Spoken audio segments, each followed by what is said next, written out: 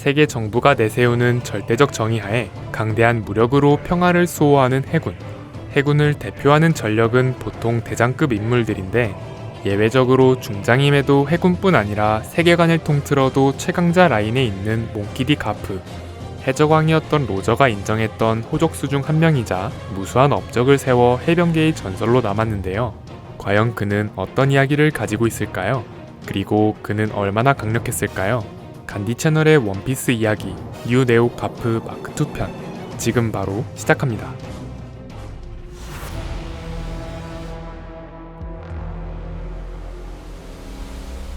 본명 몽키 디 가프. 나이 78세. 키 287cm.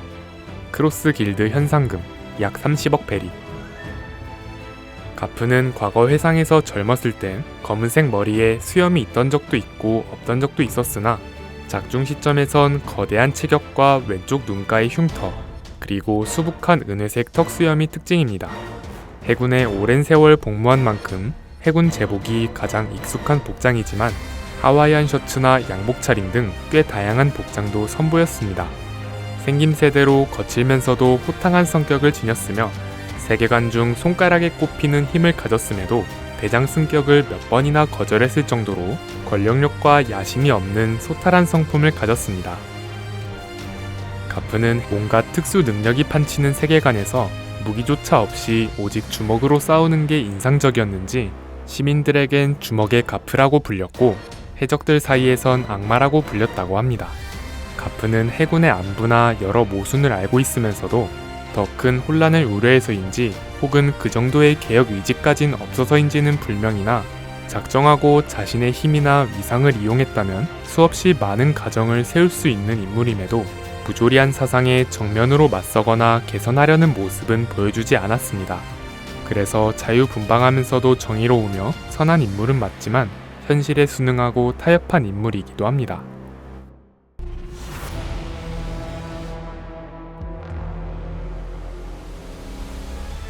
작중 시점으로부터 약 40년 전 대해적 록스 해적단을 괴멸시킨 갓벨리 사건에서 가프는 해적이었던 로저와 손을 잡고 함께 싸웠습니다. 하지만 세계 정부의 주도로 진행된 여러 은폐 공작으로 당시 로저와 손을 잡았었다는 진실은 생고쿠를 비롯한 극소수의 인물들에게만 전해져 왔습니다. 록스 해적단엔 흰수염, 시키, 빅맘, 카이도 등 훗날 대해적이 되는 인물들이 속해 있었고 록스 해적단을 격파한 뒤로도 무수한 업적을 세운 가프는 언젠가부터 해군의 영웅이라고 칭송받게 됩니다. 해군의 영웅이라 칭송도 받고 대장 진급 권유를 수차례나 받았던 가프는 그토록 강력하고 유능하다 보니 임무로 바빴는지 드래곤에 대해선 자세히 밝혀진 바가 없지만 손자인 루피와 양손자인 에이스의 육아 전반을 다단에게 일임했다고 합니다. 정상결전이 일어났을 때에는 양손자인 에이스가 사형에 처해지는 상황이 벌어졌는데 가프가 독단으로 에이스를 구하게 되면 자신의 오랜 동료들을 한순간에 적으로 돌리는 것이기에 비참한 현실을 받아들이고 한탄하기만 합니다. 그 결과 에이스를 구출하러 온 해적 일당을 막아내던 중 본의 아니게 친손자인 루피와도 적대하게 됩니다. 난전 속에 에이스가 루피를 감싸다가 아카이누의 공격에 숨을 거두게 되었는데 이를 목격한 가프는 이성을 잃고 아카이누에게 달려들려 했으나 다행히 생고쿠가 가프를 막아내면서 해프닝으로 마무리됩니다. 가프는 손자들이 해적이 되었단 걸 안타까워했지만 쭉 가족으로서 사랑했다는 사실을 보여주었고 이후 가프는 일선에서 물러나 후임 양성에 힘쓰게 됩니다. 작중 초창기에 루피와 인연이 있었던 코비는 해군에 입대하게 되면서 해군 대장이 되겠다는 포부를 보였습니다. 이후 헤르메포와 함께 가프의 애제자가 되어 빠르게 육식을 습득하고 패기까지 발현했을 만큼 혹독한 훈련을 받으며 가파르게 성장했습니다. 그렇게 2년 만에 대령으로 진급하게 된 코비는 새로운 사왕이 된 검은 수염에게 납치당합니다. 그러자 가프는 상층부의 허가 여부는 깔끔하게 무시하고 검은 수염의 본거지인 벌집섬으로 곧장 향합니다. 가프는 목적지에 도착하자마자 배에서 뛰어내리더니 너희는 감히 해군의 미래를 납치했다며 섬을 초토화할 정도의 선제 공격을 가합니다. 그렇게 일사천리로 코비 구출이 이루어지나 했지만 전 해군 대장이자 가프의 제자였던 아오키지가 검은 수염 해적단 소속으로 등장해 가프를 가로막습니다. 가프는 아오키지를 상대하며 적진을 휘젓고 코비를 확보했으니 후퇴가 최우선임을 강조하며 해군들에게 신속한 탈출을 명합니다. 가프는 아오키지가 놓쳤을 정도의 속도로 이동해 섬섬열매 피사로를 박살내면서 해군 측이 대응할 틈을 만들어줍니다. 직후 가프는 아오키지의 얼음창에 몸통을 관통당하고 다리가 얼어붙은 상태로 포위됩니다. 애초부터 가프는 자신을 미끼로 해군 측을 이탈시키려는 작정이었기에 호탕하게 웃으며 새로운 세대를 응원합니다. 이후 검은 수염 해적단은 가프를 이용 가치가 있다고 판단했는지 가프는 응급처치만 받은 채 구속되어 있는 모습으로 등장합니다.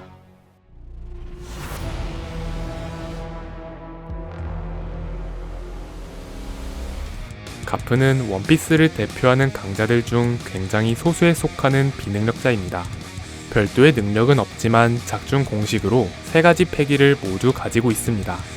기본적으로 엄청난 완력과 막강한 무장색 패기, 그리고 무수한 경험으로 최상위 반열에 올랐습니다.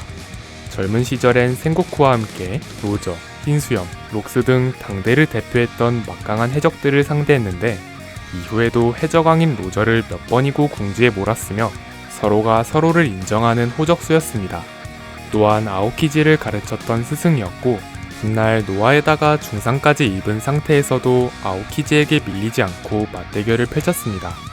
이 때문에 가프가 일선에서 물러났음에도 약 30억 베리에 해당하는 현상금이 부여됐음을 통해 현역으로 활동하는 해군 대장들이나 사왕에게도 크게 밀리지 않는 위상을 간접적으로 보여줬습니다.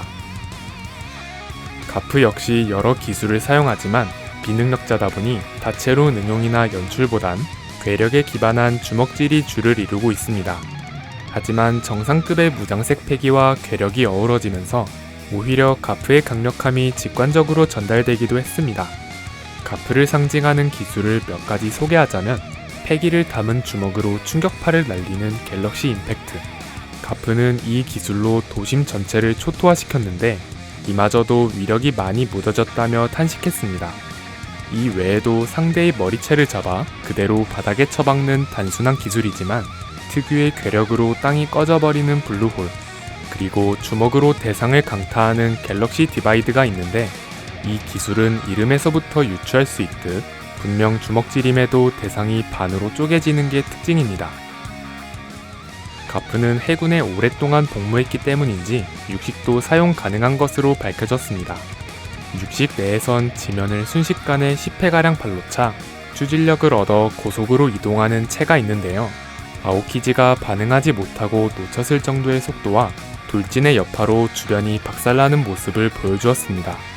가프는 노화 때문에 아무래도 전성기 대비 약화된 데다 당시엔 관통상을 비롯한 중상인 상태였음에도 다른 인물들이 구사했던 채와는 궤를 달리했다는 점에서 채 이외의 기술을 사용하는 모습을 보여주진 않았으나 아마도 상상 이상의 위력을 낼 수 있음을 추측해봅니다.